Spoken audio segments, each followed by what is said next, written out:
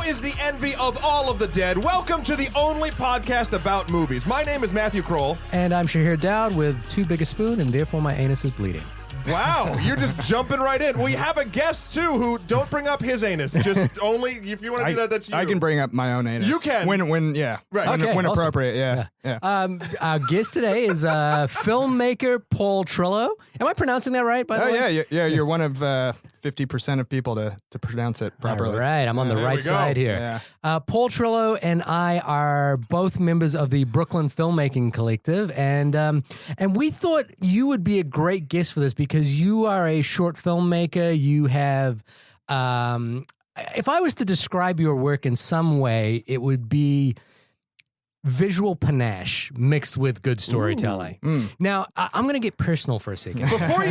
Before you do, we haven't actually said what this is the only movie podcast Well, that's a good point. about. What film are we doing? We're going to devote an hour's worth of conversation to a 16-minute short film What? called World of Tomorrow by Don Hertzfeldt. There we go. It's like writing a 20-page essay on like a 3-page thing. Yeah. Great if you're into it. Yeah. And you will be. And you will be by the end of this, because I think unanimously, before we even start, well, I don't know, Paul, I'm looking at you kind of shifty, but I think we all like this film, don't we? I don't want to say it until No, you don't want to say. Like or love? Oh, okay. Well, before we do that, a little business up front. Thank you so much to everyone who's been listening and writing into us. We really appreciate all your feedback. Please, if you want to write into us, our email account is onlymoviepodcast@gmail. Our Twitter account is @onlymoviepod. We have a Facebook account, which we, check in from time to time. And also, please leave us a review on iTunes if you're into it. But I want to get a little personal before we even get into the movie. You have a lot of preamble. Have you noticed this? Yeah, It's a lot of before we get into the thing. That's why this is an hour long. Yeah. We only need 1 minute to talk about World of Tomorrow. We loved it. We'll see you next week. But so Paul, I just wanted to explain a little bit about Paul and myself. Paul and I. The story of Paul and I. Paul and I, again, are part of the Brooklyn Filmmakers Collective, and we're friends, but we're not like super close. We talked a couple of times. I think every time we talk, we share some sort of similar sensibilities and tastes and stuff I think like so, that. yeah. But Hopefully. so Paul and I were chatting via email a couple of weeks ago, and Paul decided to send me a couple of pieces of his, and he sent me this one short film. Okay, films. Thank God you said pieces, and I didn't know if this was going to be a Van Gogh thing. Okay, sorry, carry on. I'm leaning back. And he sent me this one short film, which is going to be soon released. And to stop me if I butcher the title, The Irrational Fear of Nothing. Correct, is the name of this short film. That's right. And before we go any further, it is a branded content piece, but it is a short film, right? Right. It's somewhere in between. It's sponsored by a brand, but it's not like the film is not branded itself.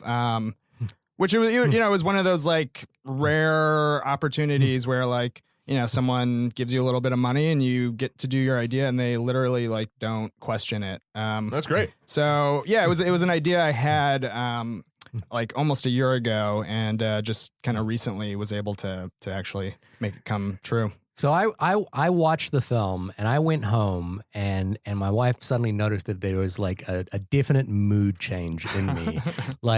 I was so pissed off at you, Paul. I was so pissed. Welcome to the show. I was like, so that's what this is about. Yeah, I'm getting back at you. Yeah. I threw a table against the wall. I flipped a chair. I threw my newborn child across the room. Yeah. It was crazy.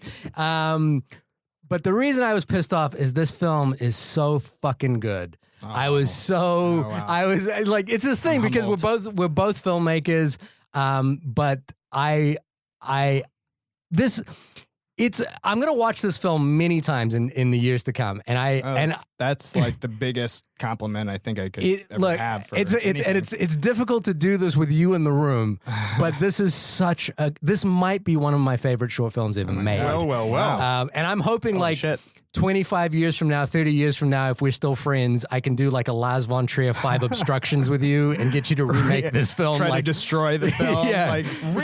Really get it out of the It has to be recreate the film, but with in stop motion with your own feces. Yep. Exactly. Yeah. And only 1 second cuts. Right. Yeah. So I I was, yeah, and I was like, I had to show it to Shivali, and I was just so, it's that thing because we're both filmmakers that obviously there's a part of me that is envious of how good this is, but on the other hand, I hope that I get across that it is all a matter of respect because it's so good. I'm very humbled right now. No, it's touching. So there's something that Shahir does. Shahir, as everyone who listens to this show knows, hates fun. Like he really does. So no, I've picked up on that. I've listened to a few episodes. Okay, yeah, good. Yeah. So to have his sort of anger aimed at you for talent reasons is probably the greatest compliment he can give a person. The film's going to be released when? I believe February 9th. Look around for it. But then what's your website as well that people It's can just Paul Trillo, PaulTrillo.com. so people can check it out. Or also you can alternatively type in Nunya Biz, NUNYA.biz. It also forwards to my website. Oh, really? Nunya.biz. Yeah. I love I saw the website and I love the eye chart Right. in the beginning. That's really cool. Yeah, that was just like I had no ideas, and I think I had the eye chart on my wall, and I was like, oh, There you just go. do that. Done. Yeah. It's something I'm very familiar with because I've had to wear glasses my whole life. So again, fuck you again, Paul. The Irrational Fear of Nothing is not the only great thing that Paul has done. There's a whole bunch of commercials. The Truncated Infinity. Truncated Story of Infinity is amazing. There's a lot of like convoluted titles. But they're all. Just deflated praise, like deflated on my side because Likewise. I have to say when I saw La Lotteria, I like connected with it like immediately. You don't have to do a quid pro quo here. I know what you're Don't trying to do do. it. You're No, just trying to make me feel bitter, but it's fine. Because then he's just going to talk about how people respect him, and it's not going to go well I'm for just trying to anyone. like balance this a little bit. I mean, when you first got into BFC, Landon, who does some submissions sometimes, he's like, you got to check out this guy Shahir's work. I think you'll be into it. And like, so there's a connection. I mean, enough like sucking each other's dicks, but but I think there's like, there's a sensibility shared. I guess. I hope. I think that's clear. All right. We've done enough of that. Let's move on now. Let's talk about but the other, also because I think there's a tonal similarity to the work you do and Don Hertzfeldt's work as well. Right. And so we're talking a little bit about World of Tomorrow. Matt, do you want to tee up World of Tomorrow? So World of Tomorrow is the I don't know, I was gonna say spiritual successor. I don't think that's true. It's just it's a Don Hertzfeldt film. You can watch it on Netflix right now, which I think is very important. In fact, if you want, because we're just going to get into spoilers probably right away because it's such a short movie. Yeah, 16 minutes. If you want to avoid spoilers, why listen to this and not watch the? I mean, Exactly. go watch the film now and then like hit pause on this and come back. There we go. So do it now. Yeah. Did you? Right. Wait, what song is that? I was standing in the corner and the stuff was in the thing, and then I turned on all the Netflix and I went to Donald's page, and then I went and pushed the button and I saw a bunch of stick figures and they went and talked about some esoteric things about life. Whoa! Wow. That was good. Welcome back. I felt it. That was very impressive, boy. Whoa! All right. So it's also nominated for an Oscar this year. Yes. And not his first, correct? No, he's won an Oscar before for Rejected, right? Oh, he No, won? not rejected. Yeah, Was for he Rejected. nominated or He pretty won? sure. Rejected. He holds the record. I was nominated. Sorry, yeah. He holds the record for Sundance shorts, like I think jury prize. Like Okay. he won like multiple Sundance Shorts awards, which I think most people like. They go to Sundance, they have one short, and then they don't have another short. They go on to feature. But he's had multiple shorts in Sundance and has won multiple times there, which is a understandably unique so. thing. And I came to Rejected, his first film that I really noticed or knew anything about. Back when the internet wasn't like known for video. Right. Yeah. It was like pre-YouTube. It was pre-YouTube, Yeah. 100%. And I had it, and I like downloaded it off websites. That were just like, No, I here's a remember file, here's a QuickTime. Totally. And I think he was one of the first people that like had to like actively stop people from stealing his shit. Yeah. Because you know, like that film was so widely downloaded. I think you can. He doesn't put it up online now, but you can watch it on YouTube. It's on YouTube. Yeah. I rewatched it after I watched World of Tomorrow. It's so good. It's incredible. I feel like it kind of started a lot of internet humor too. It really did. Just like the meme type drawings. Like, silly hats only. Yeah, but like you know what I'm talking about, like meme drawings where like just like a stick figure with the weird faces. Yeah. Like it almost looks like Don Hertzfeldt type drawings. Like I feel like his humor like kind of started like a new dawn of the internet in a lot of ways. No, 100%. And the fact that like it was one of those things. There was a couple other just in my lexicon of things. There was a what's it called? A Titanic / Star Wars mashup that some guy did as a special effects reel and got hired by Lucasfilm. And I remember it was Don Hertzfeldt, that, and like maybe like a couple music videos, and I'm like, I got all the video off. Thanks, AOL. I remember in college, my friend downloaded Rejected illegally, and he's like, you have to watch this. And I was like, I was kind of skeptical, and then because I saw it was like stick figures. I was like, but like I was like instantly like it draws you in. There's something he does that as soon as you hit play, like you can't turn it off. I used to teach a film class in New Zealand, and the best way to win over film students, like first day, is to show them Rejected. You can't tell them your tricks. It's gonna win over any college aged person. But it's you know, like you talk about the advent of the humor that really, you know, pervaded you know, internet humor today, but it's also sadder, and there's a heart to his humor that is kind of much more pervasive. That I think gets lost in the kind of the meme translation that happens. Well, sure. I mean, you're going off of. I mean, you look at Rejected or you look at this, but like in Rejected, for instance, like my anus is bleeding. That whole joke, like of course that's sort of lowbrow, but he ties it together with sort of the end of existence by the end of the whole fucking thing. So it's like it's just a weird. And a lack of like sympathy from others, which that's like kind of what makes it tragic. I am a consumer whore. And how bean curd lard or whatever the fuck was the product. But we're not talking about that. We're talking about the World of Tomorrow, and this is. I'm trying to think of like do you have the IMDb blurb? Is there one? I'm sure they butchered. I actually didn't pick up. I mean, look, I'm going to Google it while you ramble on to no kill some time. synopsis could really synopsize the film, but it's essentially. A future version of a girl named Emily comes back to show her the future, and you learn that everyone in the future is just a clone of a previous version. Right. And how we are constantly seeking some sort of authentic memory. Yes. I mean, the IMDb is a little girl who is taken on a mind-bending tour of her distant future. Okay, there we go. I mean, sure. That's a very simplified version of what happens. Well, but you know, you don't want to give away 16 minutes worth of. No, of course not. And we're done. It's incredible, like what he packs into 16, 17 minutes. It's like there's a lot of things going on. Yeah. So Emily, little girl Emily, walks up to a little computer screen in the beginning of this film and just mashes a bunch of buttons very adorably.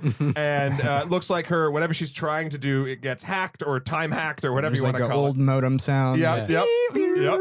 And lo and behold, future Emily, I believe the third generation clone of Emily from the year 27 something or other. I don't remember. In the future. Yeah, in the future. I think it's 227 years in the future, contacts her and just starts telling her a bunch of shit about the future. And then her future specifically. Now, the thing that really got me in the beginning was when they were talking about like, I'm a clone of you. You know, in the future, you're going to get impregnated. And an exact copy of yourself is going to come out, and it goes da da da da da. And in the beginning of this, before they really lean on a lot of the clone stuff, I didn't know if they were talking like if this was sort of an allegory, which it still kind of could be, for actually having a child, because you're making a clone of of yourself that is eventually made to usurp you. I mean, that's the point, to keep your sort of line together, and then eventually science just takes that and decides, you don't need to be fucking people. You can just do it, we'll do it in the lab. So I thought that was kind of an interesting sort of, I mean, I know they move away from it, but it got me thinking about like, oh, well, I guess that's kind of what kids are. That's kind of how I think of my kid. You should. I was like, if I failed in life, at least my kid can like carry, fix all your mistakes. Yeah, hopefully. You know, I'm going to live vicariously through this kid. You know, but and I think there's a danger with Don Hertzfeldt of like taking his narrative to literally. Like if we spelled out everything that future Emily tells Emily Prime, you know, Sure. the little girl, Right. it's ridiculous. Well, you so, know? yeah, it's he balances nonsense with like profound Yeah. like Yeah. commentary on things. Exactly. And so some of it you should be able to like extract meaning from, and I mean some of it's very clear what he's talking about, and some of it is pure nonsense, and it oscillates. It kind of gives both equal balance. Yeah. Which I think is what's I think a awesome really about his work. a really good example is so early on they Emily from the future tells Emily Prime that they put the digital memories of their Oh, yes. grandfather into a box Right. and then uploaded films and books so that this digital consciousness could just watch over time. And then she says, and then we downloaded letters that he'd been writing to us, Within the first hour, even though it had been 4 years. 4 years for him. And let me read you one of those letters. Oh God, oh God, God, oh God. And that's like one of those absurdly hilarious, right. but equally painfully sad. Yeah. You know, like, yeah. Well, because think about it. Well, I mean, you want to live forever? Do you? Yeah. Well, I want to I want to go all Highlander on this shit. And like, I need to fight like other versions of me, and go for the beheading, you know, Yeah. for the quickening. I mean, I think that's the conflict of the whole story is yeah, is eternity a good thing? Yeah, what happens if our consciousness continues on? And like, I think it's for me. I know we weren't trying to get too literal, but it was about what happens to like our digital identities once Yes. we are gone. Mhm. Like Facebook is a giant archive of our lives that's gonna supersede us, and that's like a really kind of freaky thing. Of course.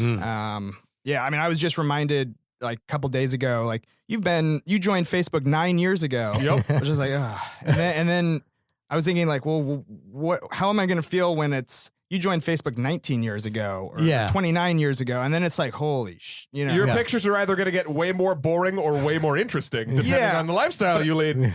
But it's also like there's something like inherently like depressing looking at the past. Sure. And I think that's what this was about. And another moment they do that in this film is when they're talking about how they're seeing how future Emily, clone Emily is communicating with Emily Prime is they've figured out ways to extract imaging off of photons so they can watch any time in the past or something along those Yeah. lines. Like Right. the tech mumbo jumbo. But then they said as they get closer Yeah. to their present, a lot of them watching the past is just watching people watch Right. the past. and it's Yeah. just like recursive image, like Yeah. going back infinitely. And that you know? goes to what you were saying, and also you were saying like a Facebook type thing when it was talking about like watching videos of people watching things. It took me to YouTube. Like I went straight into my brain. I was like, oh well, I'm watching people either have reactions to things or I'm watching people play video games, and I'm like, what?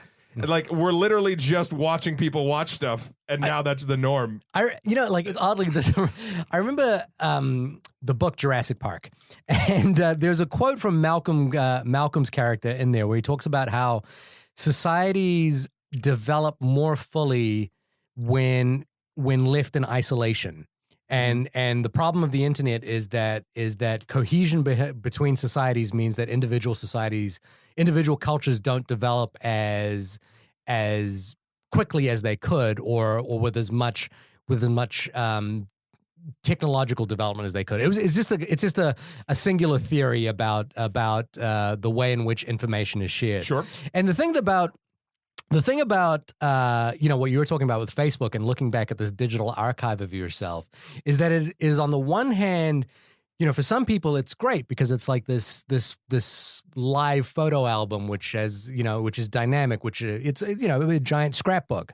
But on the other hand, it's also kind of like a measurement of it's like a truth measurement about your life, your brain has always been about like, oh, I'm living this exciting life and I do all these things. And then when you look back at Facebook, you're like, I spent a lot of time on Facebook looking at taking selfies of bullshit things. Right. And that moment in World of Tomorrow when they talk about this, the recursive nature of technology is kind of like, like the way in which our digital selves have become this, I don't know, self-masturbatory, like It's your highlight reel. It's your highlight. That's all. But it's also bullshit, because all it becomes is us watching things. Spoiler alert, most highlight reels are bullshit. Yeah. Because they've cut out all the 80% of bad and made you look really good. But without it, like if there was no highlight reel, would we develop much further? Like that question that I'm using this Jurassic Park quote from, which is maybe not the best resource. Life but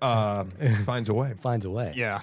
I think also the maybe the problem he's pointing out is like authenticity and inidentity and like all we have are these moments, these highlight reels to represent ourselves, which is like a very simplified boiled down version of our lives. There's so much more that's being lost with death. Yeah. I think that's kind of what the journey of like the Emily from the future character is going through, is trying to go back to an authentic memory. Right. That Emily Prime, the little girl Emily, the original Emily has, is like an authentic memory. I don't know if I want to jump all the way to the end. Yeah, but that's kind of like what it's about. And all we have are these like highlights.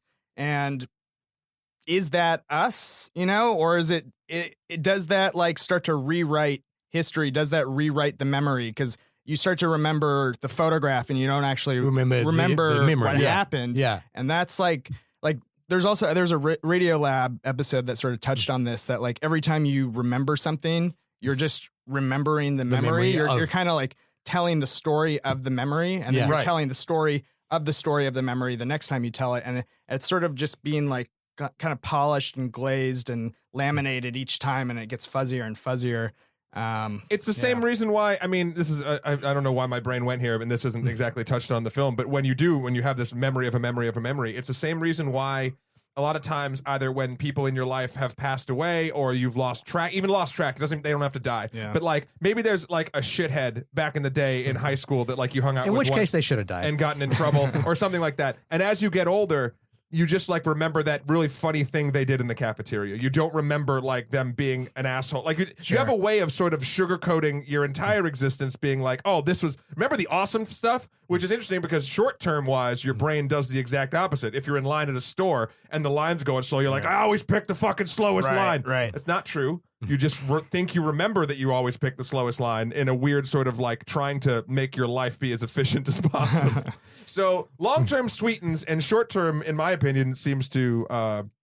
It's funny because I after watching this, I decided to go back and watch Hertzfeld's feature film, which is only 62 minutes, and it's on Netflix as well. It's called It's Such a Beautiful Day. Yeah, I watched it a while ago, but I was high, so it's probably a good way to watch it. It's a good way to watch it. I remember thoroughly enjoying it. It's that one from my foggy memory was a lot more sad, I think. Yeah, it's a lot sad, and the thing is, it's about.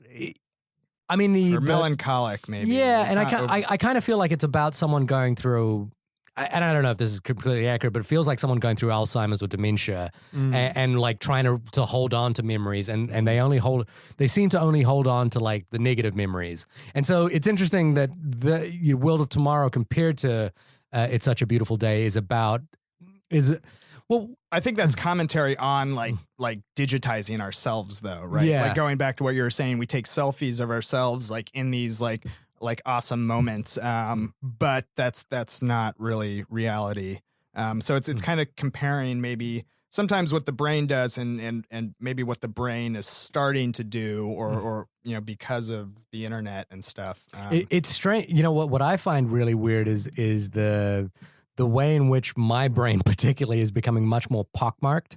It's becoming much more difficult to grasp onto long-term memories. Like my brain is much more ADD now, I feel, than it was when I was younger and there was no internet. I'm not blaming the internet entirely, but I'm saying like, but I'm like, I'm finding it more difficult to actually, to like sit in a place quietly and take it in without trying to hold on to the memory. I'm finding that much more difficult. And I think the thing about World of Tomorrow as well is that it takes this scattershot look through a digital life in a way. And all Emily from the future is looking for is this one authentic moment. Yeah. And I don't even think she's looking for the image of it. She's looking for the feeling it captured. Yeah. The way it made her feel safe and protected. Do we want to give away what the memory is? Sure, because I mean, we could talk about that. We can go back and talk about the rest of the future predictions. Basically, the memory is of Emily walking in, I guess, a park or something with her mother. Yeah, I think they're holding just walking with her just walking with her mother, mom, and they see a rainbow. Yeah. And it's kind of profoundly beautiful, given simple and like non, relevant or not really impactful to her life, but it's the simplicity is so beautiful because like there were all these extraordinary things that the future Emily is like talking about, but this thing is so like kind of rudimentary. But it needs to be captured in order to like live on and be uploaded in those black boxes and sent into outer space. Like otherwise it'll just evaporate. So and something that was very interesting I thought about it was, so think about I mean, my earliest memories, I don't know, you guys can give your examples too, but like my earliest memories of a child are these the most inane things, like really dumb things, but I have such a fondness for them because of when you're young, you experience a thing. And I remember once like walking, I guess is a sort of similar, like walking through the woods with my dad, and my dad was like, I must have been maybe 4 or 5. In New Hampshire, there's just a ton of woods and things to do. And I remember he had like a throwing knife and he just threw it into a tree and it stuck. And I was like, holy fuck, my dad's a wizard. And like, I have that sort of memory in my head. Now you take a memory like that, you see someone throwing a knife into a tree now and you're like, well, even if my dad did it, I'd be like, great. Right. So like, it's this weird, like when you're a smaller container, I guess, of things, a child, you're going to have this sort of sense of wonder you'll have more moments of wonderment than you will as you get older.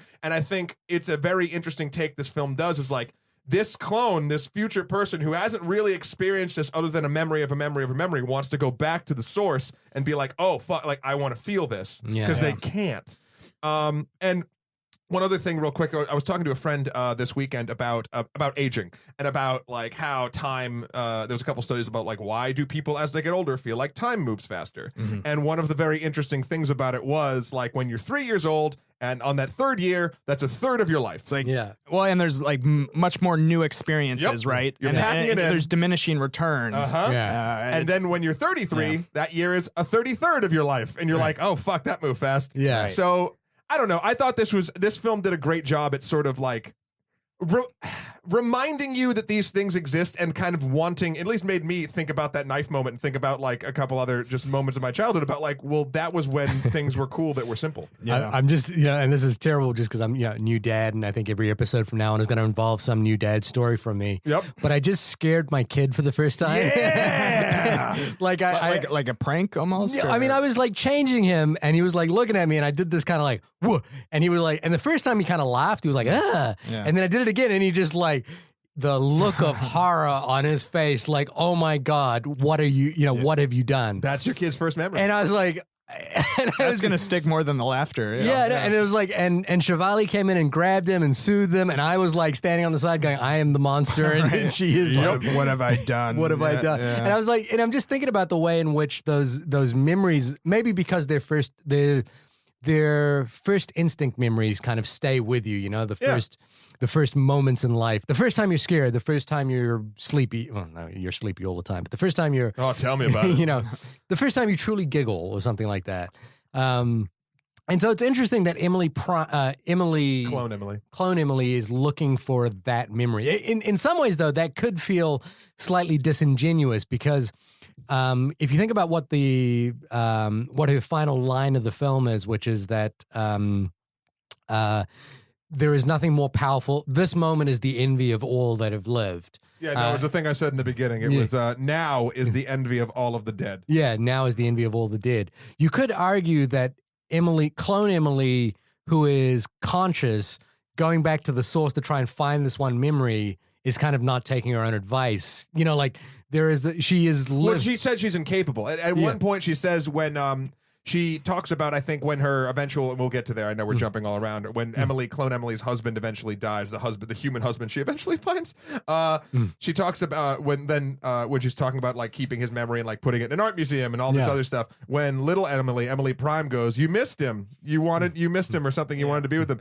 And she goes, I neither have the emotional or what was it? Capacity to handle that. It was I don't know, it was something where she basically flat out said that she is not equipped whatsoever to handle whatever that was just talked about. So I think, I think the follow up to that was, but the sadness, assures her that she's alive. Yep, she said she's proud of her sadness. She's proud of her sadness, which like reminds her of being human.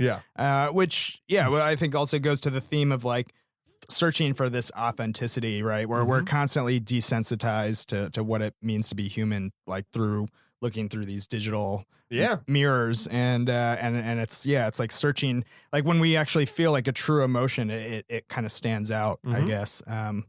No, 100%. I think also what that memory, just going back, I guess, to the end, I took away from it was that was a memory of her mother. Like none of the other Emily's had a mother.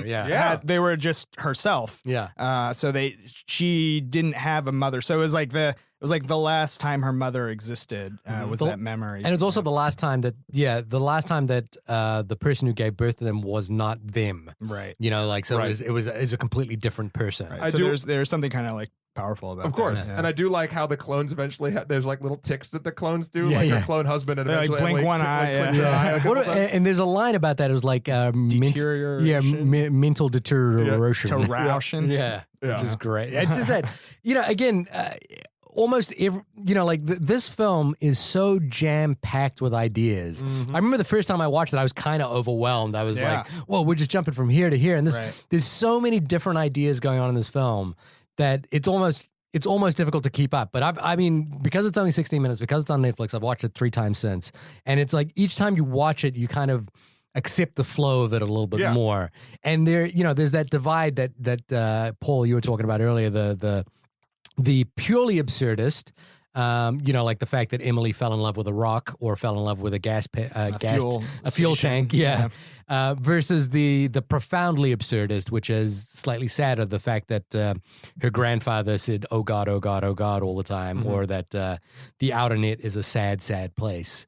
Well, it's where they basically said the outer net, which is the spiritual successor to the intranet, was where where everything was now, and also a lot of the lower class people sort of lose themselves. The class discussion I thought was really fascinating. The poor people can't clone themselves, and like they have to like upload themselves into a black box, into the cube, right? And the people that have the money can clone themselves to keep existing as human. And something that hit me about like getting lost in the outranet because you're poor and you can't afford to do really almost. I think it was beyond the black box thing. I feel like, and I might be butchering this.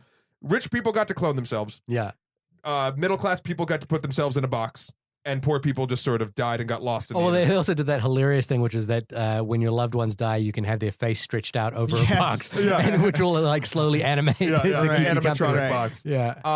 But getting lost in the internet is something that I know happens to people now, and that's without it being super immersive. Like I have this there was another. I forget where I read it, but there was an article about how once VR becomes a legitimate thing and prevalent and more importantly cheap, they anticipate that drug addiction will go down and VR addiction will go up, because all addiction is you're looking for an escape from something, and if a technology can give you a more vivid escape than a drug, there's a Vimeo staff pick, Uncanny Valley. I think that's what it was. It was essentially that exact thing. It's it's one of those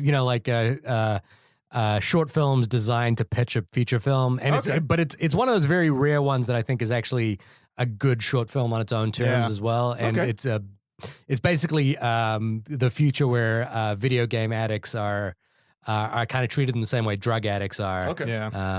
Very, very cool short. Something else that I thought of about this movie, and I know Shahir, you're not a huge comic guy. Do you read comics at all? Nah, not current. I mean, when I was younger, right? Yeah. This was one.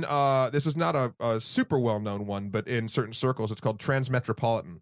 and it followed a reporter. It's not like a superhero book or anything, but it was in the future when humanity had picture like the worst possible humanity that this sort of thing is, that even World of Tomorrow is setting up. And everything is just fucking advertisements and insanity and cloning yourself and putting your memory digitally into a cloud. And Like all the this best shit. episodes of Futurama. Yeah, but like the darkest. Take anything from Futurama and turn it fucking twisted, and this takes place in this thing Transmetropolitan. And there was a thing like how even in that book, and there was something in here that that harkened back to it. Like they started having commercials beamed to your brain while you slept. You breathed in a mist that had nanobots, and it made you like think about Nike when you dreamt. Oh wow, that's very similar to a concept I had in college. I was like writing a script, essentially about a thing that promised good dreams. You would never have nightmares. You would take this, you'd plug in or whatever, but then subconsciously you would also receive advertising. Yeah, of course.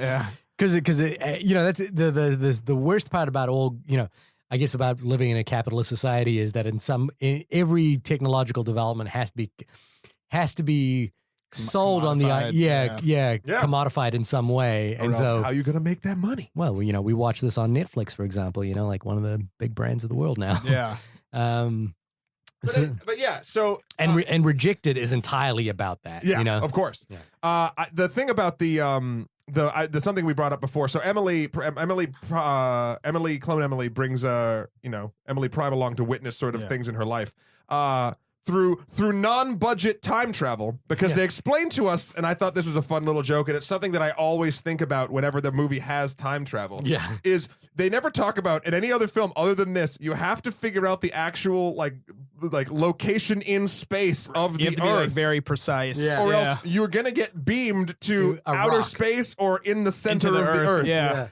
Which I love that he brought that up. I mean, the fact that he could cram in a 16-minute short film, he could cram that in. Yeah. Well, and that to me, that was just like pure Don Hertzfeldt joke. Yeah. That it didn't have more meaning than that. I think or maybe there was. I think it eventually did when they're on the hill and they're at the end. Yeah. Well, he brings it around. Yeah. But at the beginning, it was just like an absurd thing. Yeah. Yeah. Well, it's. I think the fact that the film kind of gets into like class structure in the future, even though we kind of live supposedly in this utopian future where the need for like labor forces is gone. There's still this like absolute class structure in place that means that people, the thing in the film that's happening is it's the end of the world and people are beaming their consciousness up into space, except for the poor people who are like using a budget version of it, which like sends them up into the stars. They're using budget time travel to go back in time before this asteroid's going to hit them. Yeah. And it's an interesting like last ditch effort to like continue humanity, even though there's no physical self anymore, we still have this like need to carry on. Our souls need to. And it's weird because if you think of a film like Interstellar, for example, Christopher Nolan's film, and like it seems like the project to have the human race survive is very well organized and considered, and it's like unified. Whereas this film kind of posits a situation which I think is much more closer to the truth, which is that it would just be a giant clusterfuck. It would be franchise wars. Yeah, and everyone would just be going in every direction, trying every possible thing. And it reminded me, I'm not sure where this quote from, and this is going to be the show of non-attributable quotes. Oh, sweet. I mean, I think we've all done that at some point so far. I know. I said, "Oh, sweet." But the idea that I'm not sure which industrialist said this, but the idea that we should become a much more leisure-orientated society because of automation. Like we should be able to, like future generations should be much more focused on leisurely activities. And in fact, that hasn't come to pass at all with modern technology. It's gone the exact opposite direction. And I think this film kind of touches on that, like on the notion that this is a complete, we have the outer net, we're living in a world where cloning exists. So why is there no need for labor force? But there's still this class, separation that I wonder happens. if I'm thinking of the same guy. That I feel like there was a guy, I want to say from Florida. I don't know. He was like an architect and like philosopher, but he says in the future, eventually we will no longer need jobs. Yeah. Right. But is it Steve Jobs? No. But like, is that I don't think like humans are programmed to be like that. Like, Well, in an ideal world, like we could just relax. We would be able to find a way that where like our economy could let everyone exist and we would have machines do the work for us and everyone would be happy. But Well, it's kind of like the end of WALL-E for me in some way as well. You know, this idea that humans become this sort of gelatinous, blobulous people because we don't have, you know, the drive to actually perform functions. And it's like it becomes an argument for capitalism in a weird way. Like we need capitalism in order to move forward, but then it ignores the inherent problems with capitalism. And well, I think that I was going to save this for the end, but we're getting here now. So what the hell? Yeah. I think that's what this movie is about. Like, it has all this future stuff and it dips into a lot of different pies, which we'll continue to talk about. But I think what this thing is trying to say is they've made a society where multiple class structures of people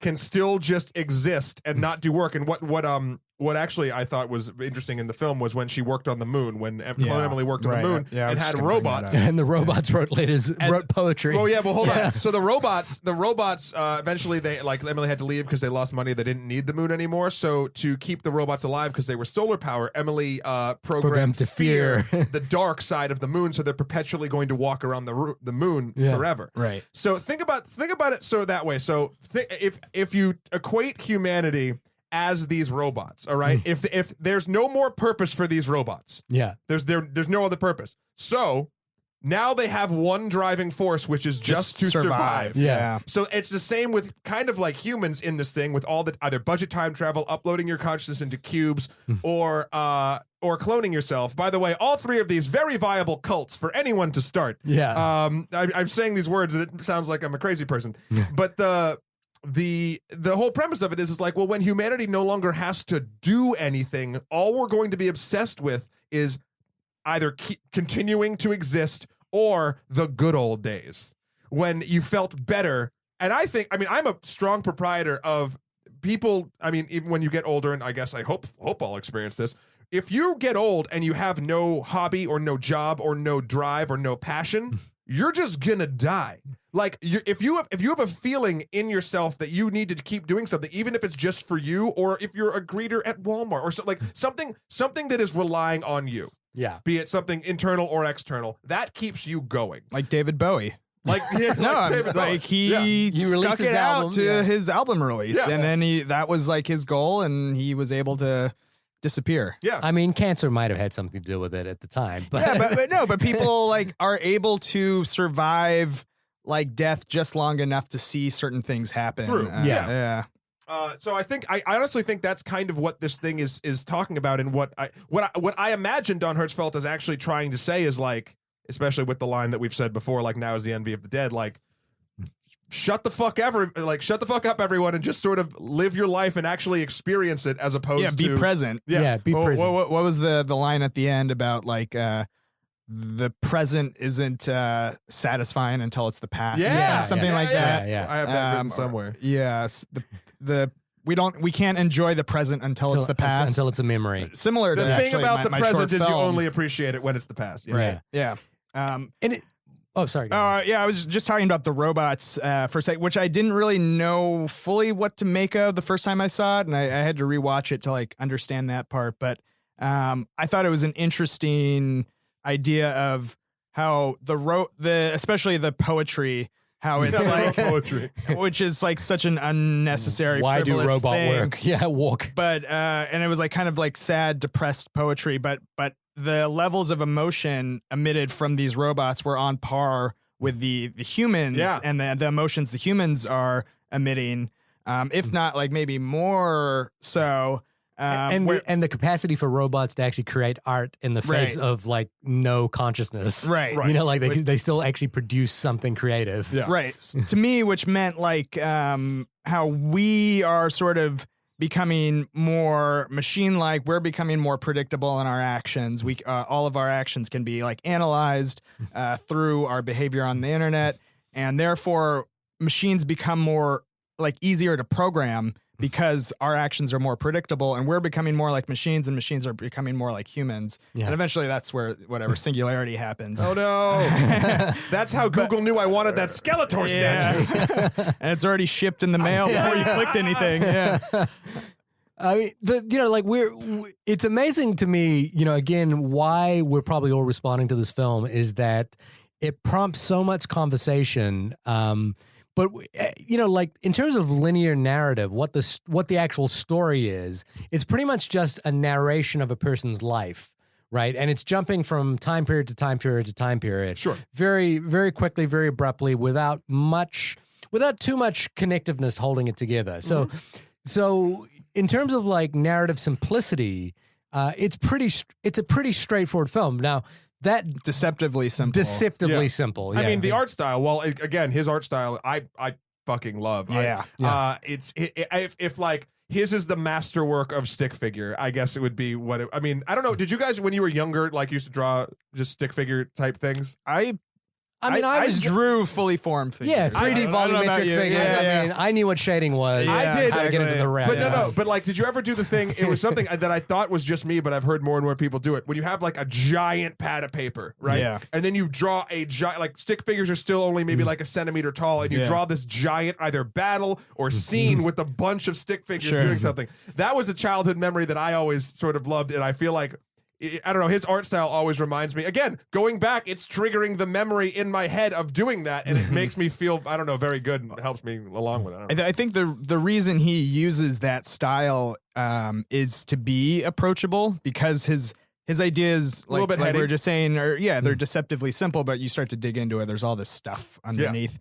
But it's in this guise of something being very like crude and childlike, and I think in a way, showing like, look, anyone can do this. There's nothing stopping you from telling like a good story. Like, I'm just like, he's probably a better illustrator than he lets on. Yeah. But he's just showing like, look, like you don't have to be good at drawing to have like an Oscar nominated, hopefully Oscar winning animation.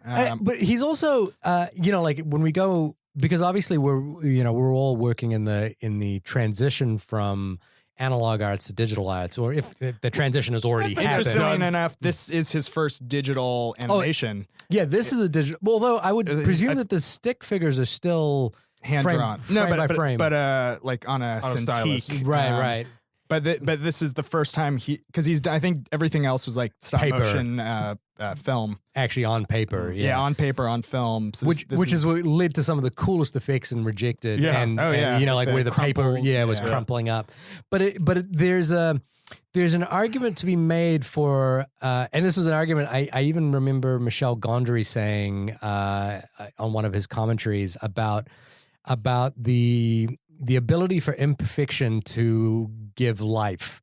And there's something to the fact that his drawings are kind of, they're completely imperfect for one, like they move. And it's something that like, I think a lot about in terms of like the transition that The Simpsons made from hand drawing to being, entirely created in Flash. Right. And it's like, the ability for like the nuance of the animator to like come through the actual strokes of the drawing. And there's something powerful in this and in everything he does, in like the way in which a character can like emote simply by, like the fact that the hair on their head kind of suddenly turns from left to right and like kind of wiggles a little more or something like that. And there's a pain to like having to physically, draw something frame by frame. And it's not different perfect. different kind of pain when you do 3D animation. And, or if you did it with keyframes, it's not the same kind of organic feel to it.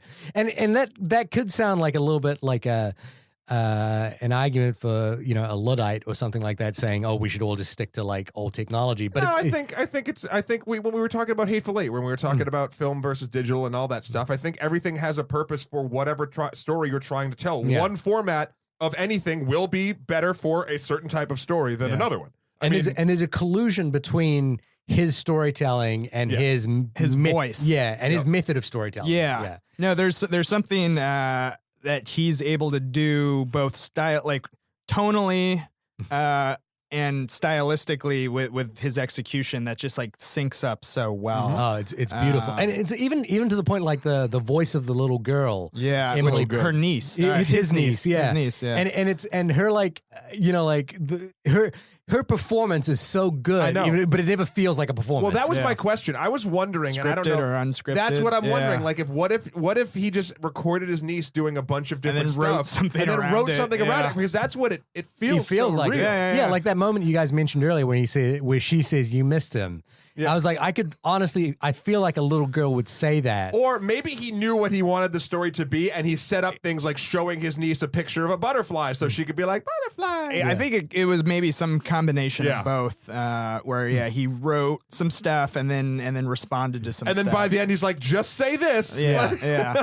And it's, like, yeah, I'm sure it's, like where you've got all this material and you suddenly take it into the edit suite and you're kind of like, oh, well, while the mic was off, she shouted butterfly. And so and I have that. So I'm going to like do something with that, Yeah. like that's One thing I wanted to talk about, because I know we got about 10 minutes left. One thing, we brought it up briefly, but something I didn't quite know the meaning for, and I had an idea, but I wanted to pick your brains about, was when Emily Clone is going through talking about her life, she brings up 2 inanimate objects and then a little alien creature that Yeah. she says she falls in love with. Yeah. One was a moon rock, one was a fuel pump, and one was like this weird hatched alien that could like Simon. who could kind of repeat what you said a la the Predator. Yeah. Yeah, exactly. That's a good rendition. Yeah. So I was trying to figure out, because I feel like I got my head around and kind of felt or was thinking about what he wanted me to think about when in other moments of the film. Right. And those were the ones that kind of I got lost in, and I don't know. I don't have like I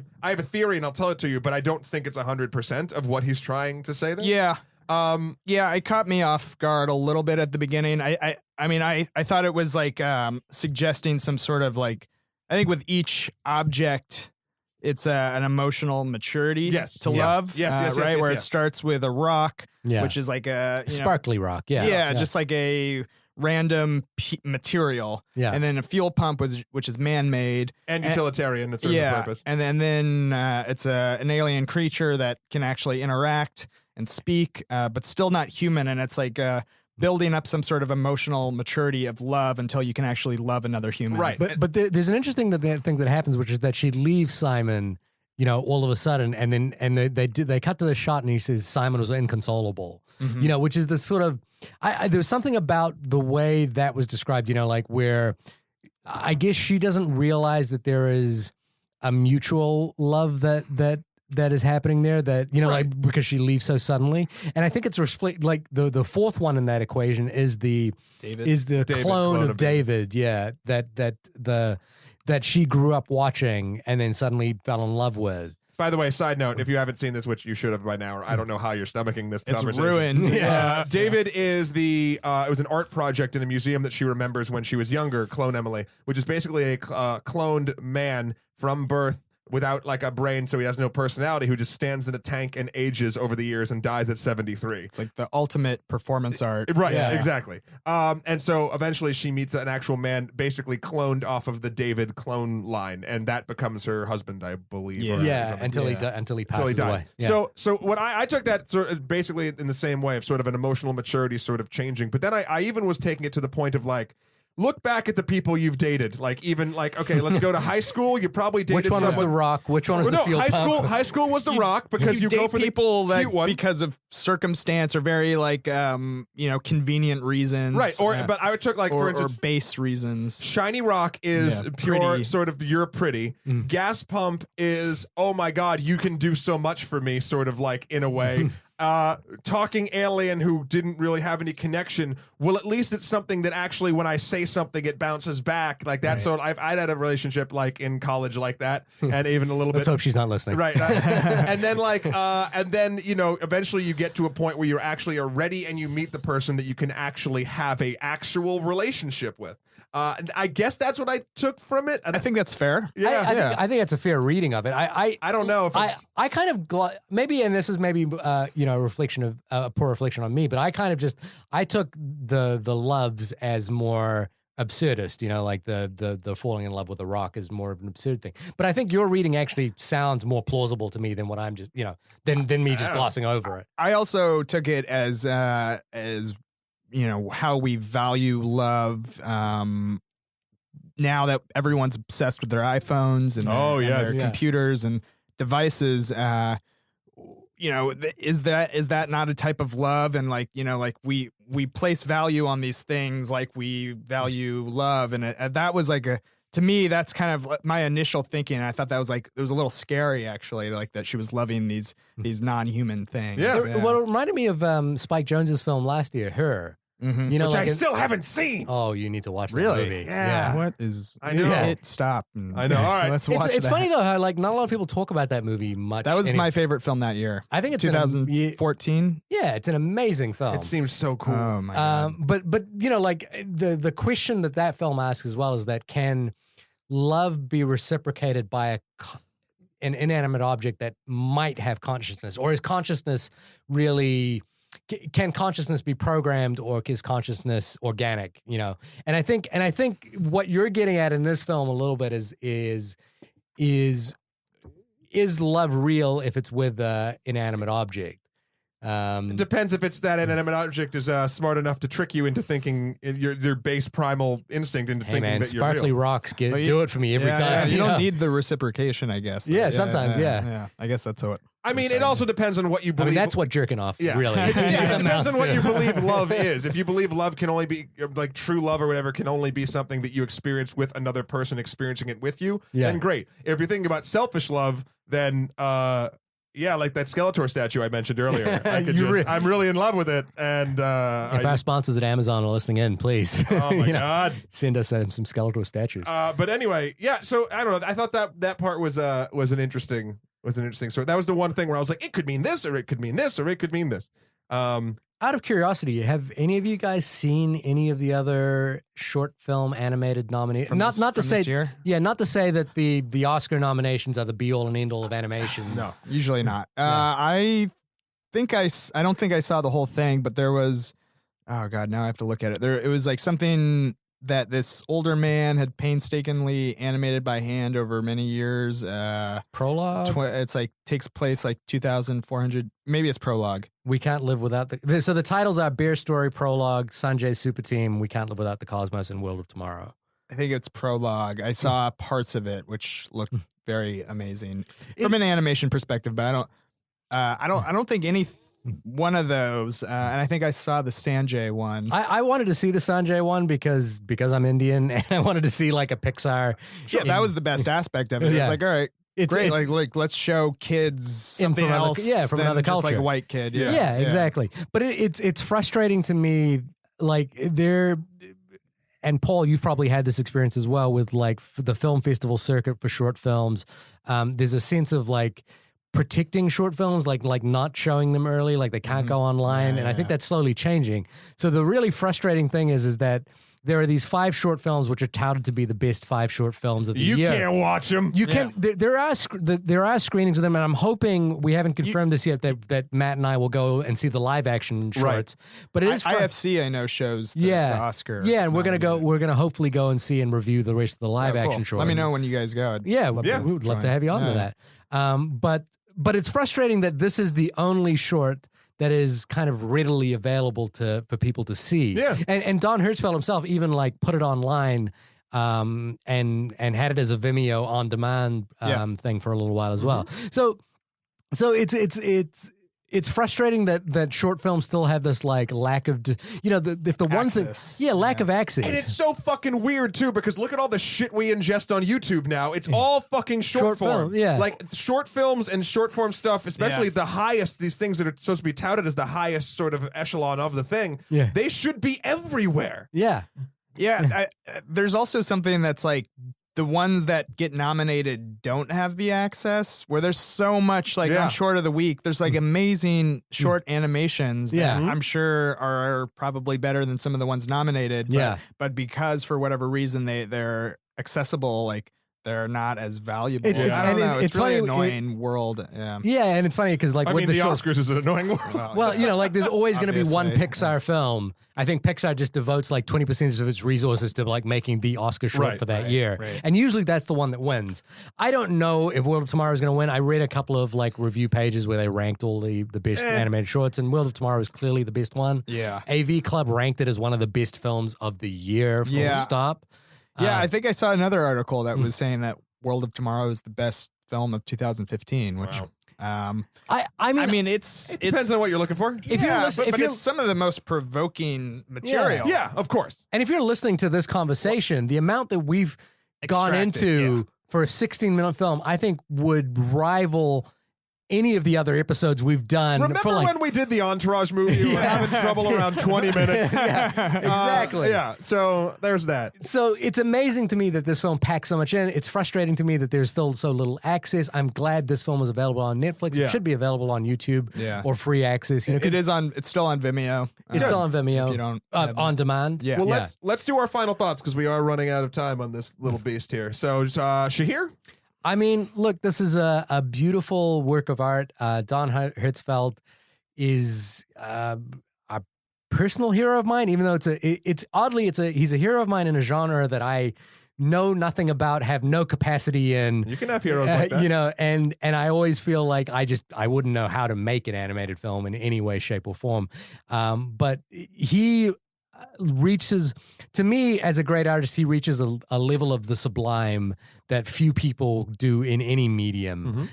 So, you know, this is no exception. I still, perhaps Rejected sits with me more because Rejected sits on a much more base giggly level. It's also earlier memory. Earlier right? memory, yeah. Much more powerful giggle. Full circle.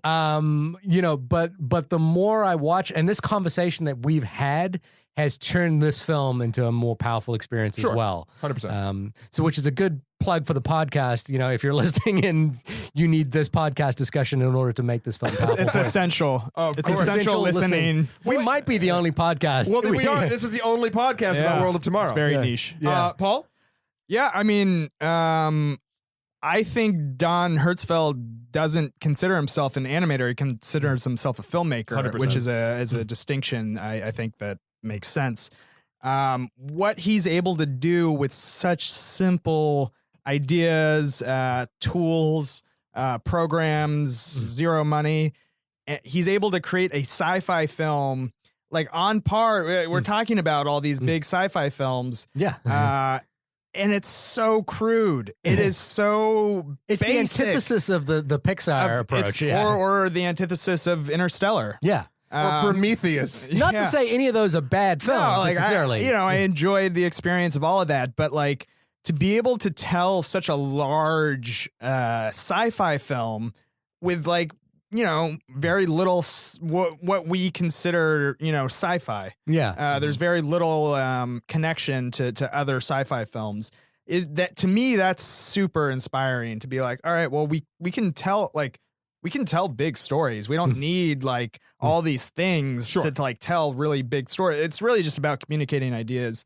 But yeah, I mean, thanks for having me on. I mean, tonally, I really connect to Don Hertzfeldt. Yeah. I can see that in your work. I feel like your work kind of works in that same. Yeah, I mean, playground. I like you know, combining humor with some sort of melancholic poeticness or something. Yeah. He obviously does it way better, but yeah, you know, let's give it. I need time, guys. But yeah, I mean, I don't know. I hope it wins, but it. Yeah, me too. Who cares? Like all Oscar films that I hope win, they usually don't. Normally Yeah. don't. But also, who cares if it wins or It doesn't mean doesn't? shit. Yeah. Yeah. I guess my last thought about it is a lot of times when a sci-fi film or any film really tries to get super heady, it falls into sort of becoming masturbatory for the actual process of making it. Like I appreciate a lot of things. For instance, Interstellar did. Yeah. I really don't like Interstellar. It's kind of dumb. I like it. I like to a me some point, Interstellar. And we could go to that, but Yeah. but like. It sets up a lot of great, and again, it goes back to all the shit I talk about when you get so close to the sun and you don't stick the landing. This movie, and granted, it has a shorter time, so maybe that's the thing, but also Don Hertzfeldt is just such a fucking smart guy when it comes to this shit. Yeah. This film forces you to think about a ton of complex shit you don't normally think about, all the while not saying, look how cool we're doing this. Yeah. Look how Yeah. fun I'm making this for you. Like, it's just you alone with your thoughts about the things being presented in the film. And in that way, it makes you sort of, I related the most, weirdly enough, in those moments to Emily Prime. And at the end of this film, when the screen goes off and she's done, and when she's almost budget time traveled back to the dinosaur age, Yeah. Ice but then Age. she gets saved Thank God, because I was like, oh no. Like, I was like, This movie really took a turn. when she goes, the last thing you sort of see of it before she's like talking over the credits is she walks off frame and you hear a door open and there's birds chirping and you hear the door close. So she goes outside. And I don't know, just that the whole fucking package got me. And like you said, Paul, in such a sort of, he proves you don't have to have these huge fucking budgets and crazy like tons of team or whatever. Like you can do this thing. You can tell stories if you're a good storyteller in any medium, and they can be powerful. Right. So everyone should watch this. There's no reason not to. Yeah. It's not like, I mean, everyone. If you don't have a Netflix subscription and you listen to this show, that's a weird combination. Anyway, that's my thoughts. But this has been the only podcast about World of Tomorrow. Paul, thank you so much for coming on. Thanks, guys. Last minute plugs. This was fun. Plugs things. Yeah. Please tell us where. I mean, look, I'm going to tell everyone to watch your film. Sure. Again, but how can people get in touch with you? Yeah. So Paul at paultrillo.com if you have whatever, if you want to harass me. At Paul Trillo on Twitter. And then I think the best way to view my work is just on Vimeo, vimeo.com/Paul Trillo. We'll have a short film coming out soon, maybe before the podcast, maybe after the podcast, called The Irrational Fear of Nothing. Go see it. I mean, I think we could, in my opinion, we could devote an entire hour to that film. No, that's entirely unnecessary. But there's parallels between these ideas of memory and past and idealizing the past that, with this film. So, I thought it was, a fitting talk, I guess. For that. All right. Shahir? You can, as always, on my website, shahirdaud.com, shahirdaud.com. For the only podcast about movies, email us at onlymoviepodcast@gmail.com or on our Twitter account at onlymoviepod. What did you think about this? Tell us, and we'll read them and talk about what you think now. Please email us just like random Don Hertzfeld quotes like, I am a banana. Right, we'll take it. You can find me. My anus is bleeding. What is it? My anus is bleeding. I want your money. I want your money. Yeah. We can just keep doing this. You can find me at MatthewKroll.com, also Emperor MSK on Twitter, and Skeletor, the number 4 PREZ on Instagram. So this has been the only podcast about World Tomorrow. Paul, thank you again. Thanks, guys. And we'll see you guys next week. When we talk, you'll hear us next week. We won't see you. Yeah. Unless you send pictures, and that's weird. You can digitally upload your consciousness to us via email if you like at onlymoviepodcast. I don't have the bandwidth. Thanks, guys.